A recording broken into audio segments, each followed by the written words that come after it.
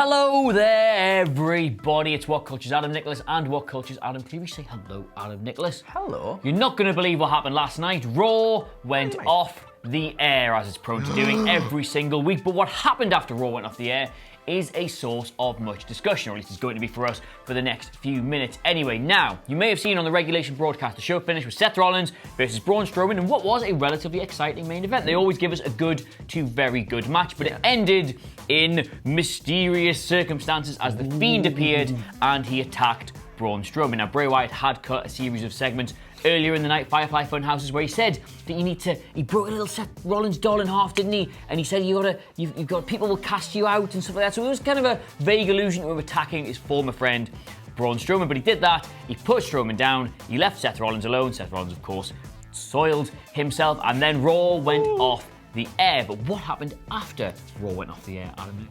Well, there was another show came on, and no, obviously that's not what we're here to talk about. After Raw went off the air, as we all know, things happen in dark matches and dark segments. Well, the crowd there were rather lucky this time, because as we saw it, Rollins' cower in the corner was the end, but it would turn out they'd have a little confrontation after the show went off the air, and it was, to call it promising for Bray Wyatt, I think is probably a very good start. Yes. Although obviously not on telly, but Seth Rollins have a little back and forth, a little bit of a super kick situation, gives him a curb stomp, which normally would put anybody down, wouldn't it? That put me down. Put you That's down. for damn sure. Put most people down. Not the Fiend. Literally, face down, and straight back up. Yeah, straight back up. Almost immediately so. And then we got another little fracas where basically Seth continued to hit him with super kicks and curb stomp after curb stomp, to the point where he eventually wore down the Fiend. But just as it looked like maybe this was going to be the end of the Fiend, well, the lights went off. Well, do you know what? I'll tell you what. We've got a clip. Should we show you the clip? That's a good idea. Why? Here's the clip.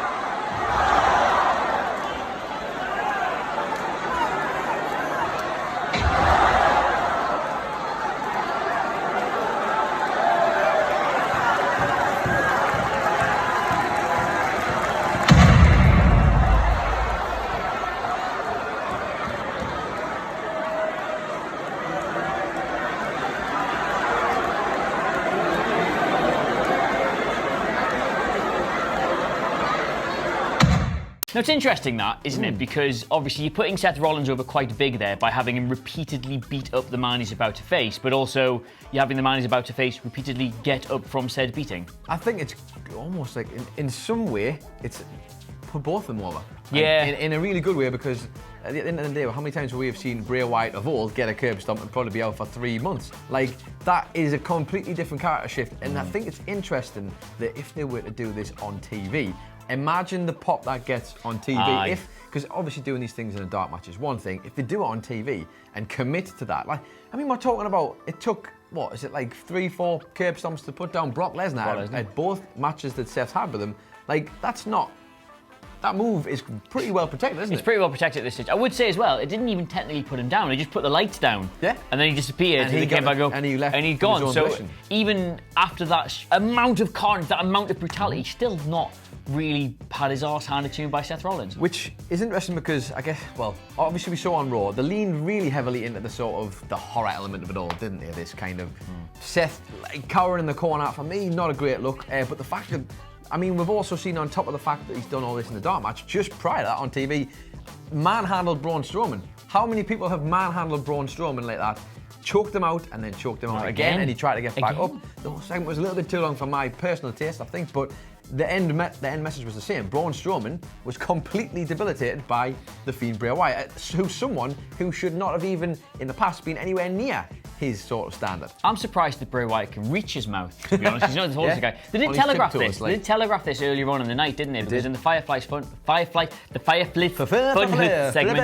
he talked about people casting you out, and there was all this sort of allusion to sort of like broken groups and separations and whatnot. And of course, the Wyatt family's history, Braun Strowman was introduced into the WWE main roster as part of the Wyatt family, a gift from Sister Abigail, if I remember correctly. So for him to go straight for him twice, somebody even says in the replies to the clip of the Dark segment that you can hear Braun Strowman shout "Why?" the first time he gets him, which is a really nice touch on top of all that. I think what's even more interesting about this is the fact that obviously hooking on to that previous narrative, which is a good thing. They're also letting Bray Wyatt's promos, for now at least, actually mean something. Like, because in the past we've seen he's suffered from that. Excellent person on the mic, can talk for days, can tell a story for days, but the end result used to be he would project himself as a god and be treated like an ant. It was never very good for Bray. However, in this situation, pretty much everything he said in that promo and previous promos has come to fruition. And most importantly here, he specifically said he's going to protect Rollins, he could help him.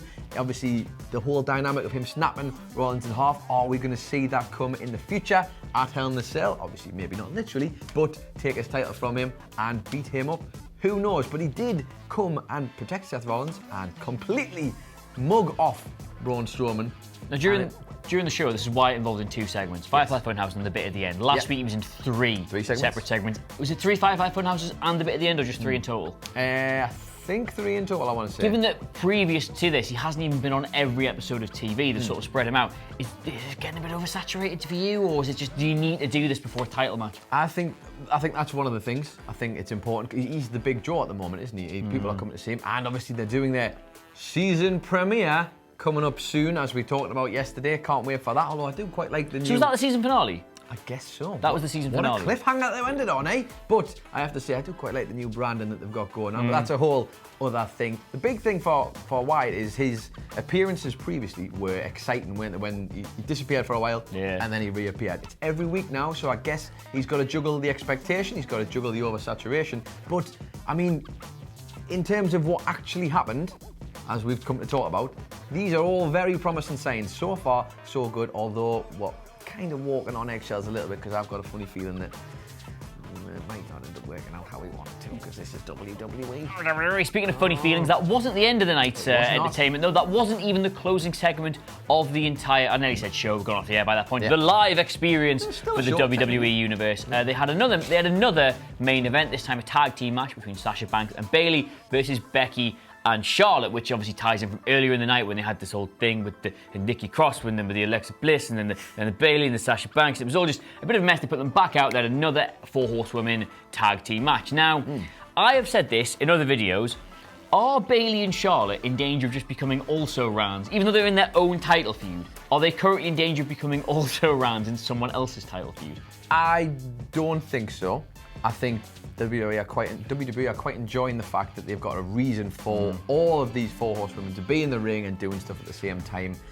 If it goes on like this, then yes. If it's prolonged and they suddenly find themselves as the extra in the background of that story, fair enough. However, I think they have had a fair amount. It's, obviously Becky's been in the spotlight a lot. She's important to be there. Sasha Banks is only just coming back, so it feels right that she's in the spotlight as well.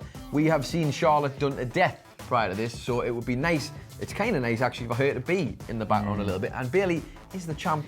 That's the only thing I would say. That's the thing, because Bayley got her arse handed to her by Nikki Cross and Alexa Bliss in that match. But like in the same way that like Marina Shafir and Jessamine Duke interfere in Shayna Baszler's matches, they just got dicked away straight away, and Bayley got nothing back in on Bliss or Cross. Like that's your SmackDown Women's Champion. You just tossed her into the timekeeper's area. The 2 things I'm concerned about in terms of this is, 1, Bayley's credibility in terms of.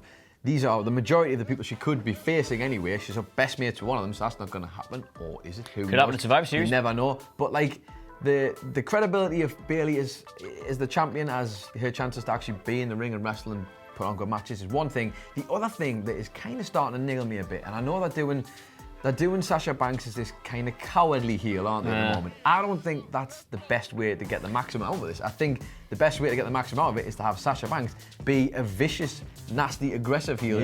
Yes, it helps having someone on the outside to help you out and stuff, but I don't know. I think she would flourish more in a role where she's aggressive. I think actually Sean Ross Sapp from Fightful tweeted it out, and I couldn't have agreed more. And he said she really needs to start beating some people up on these shows, because at the minute all she's doing is running away, and unless the character work is exceptional, which at the moment for me it's okay. It's not our best stuff yet.